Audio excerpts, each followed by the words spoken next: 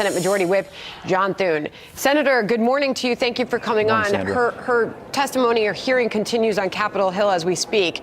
She's going to continue to face questions, obviously on the emergency declaration, family separations at the border. A lot of tough questions going to be thrown the Secretary's way this morning.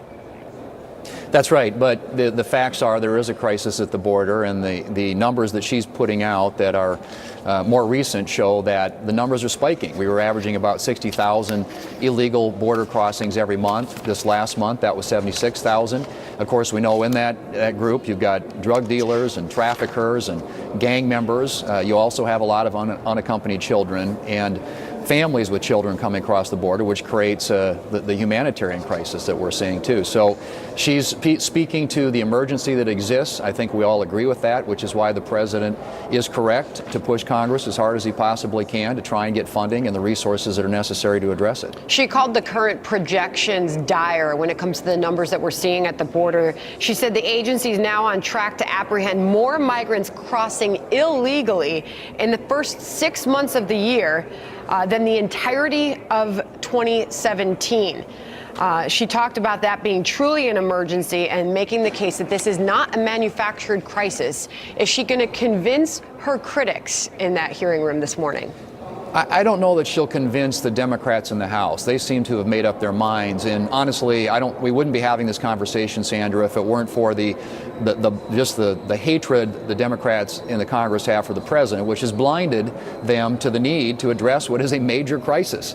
And, you know, she needs resources down there, manpower, technology, all the things that are necessary from a national security standpoint to ensure that we're protecting the country, but also to address what has become a major humanitarian crisis at the border. And so, like I said, the facts are there. The evidence is all there. She's just got an audience that is, I think, unfortunately blinded by the hatred they have for this president. So fair to say you still fully support the president in his move to declare a national emergency to secure the funding?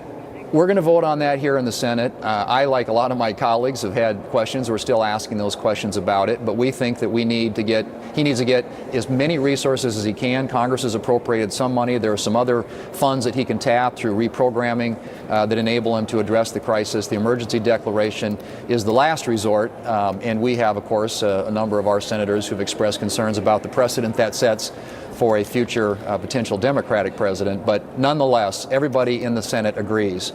I shouldn't say everybody, but every Republican in the Senate agrees that this is a crisis, that it needs to be addressed, and that the president needs resources to address it. Meanwhile, a lot of talk still about some of these big ideas being thrown out by members of Congress, Democrats, in the Medicare for All plan. Some cold water being thrown on that idea by an unlikely source. The House Democrats' new campaign chief talking about the Medicare for All plan, saying it's one idea and warning that its estimated $33 trillion price tag was, quote, a little scary. Interesting to hear that from him. Well, it's a recognition of reality, and you know, these people are living in fantasy land if they think that a government-run healthcare system at a cost of $33 trillion, a Green New Deal that, again, somewhere between $51 and $93 trillion, which ends up being about $650,000 per family, per household in this country over the next 10 years.